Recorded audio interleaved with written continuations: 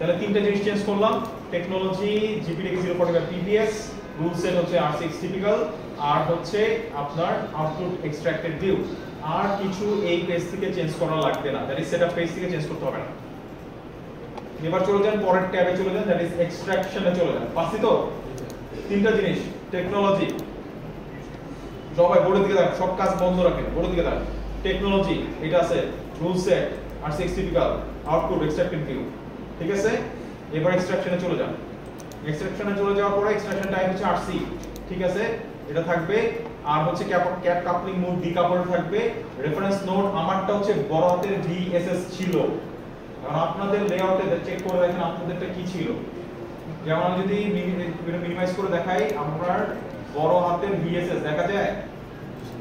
আপনি যদি GND ground লেখেন তাহলে GND হবে, ছোট হাতের VSS লিখলে ছোট হাতের VSS হবে, বাট এটা অ্যাকুরেটলি লিখতে হবে, ভুল লিখলে কিন্তু কাজ করবে না। ওকে, সেটা ভুল লেখা যাবে না।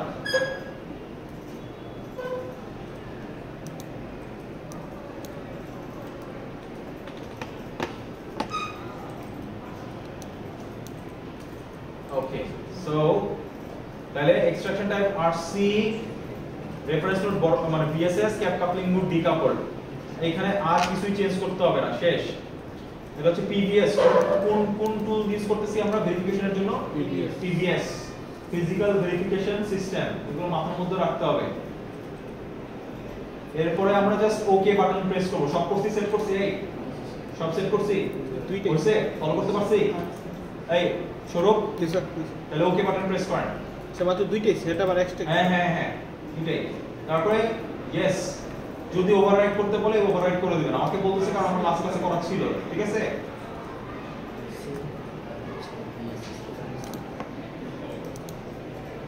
সো এটা কমপ্লিট হবে।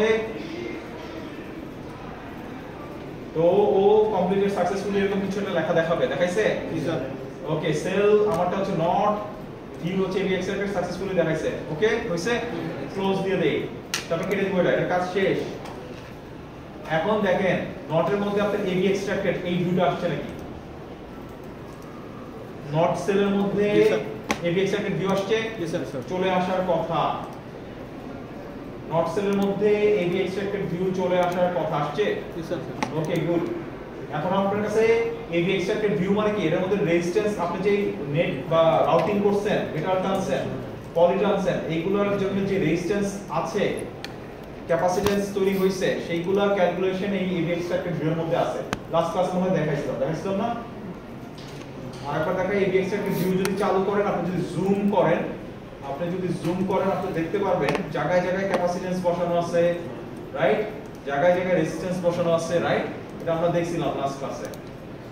এই এবি এক্সট্রাক্টেড ভিউটা সবার আছে তো?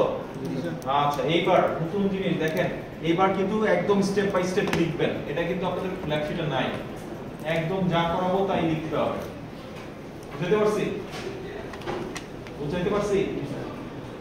এটা হচ্ছে পোস্ট লেআউট সিমুলেশন।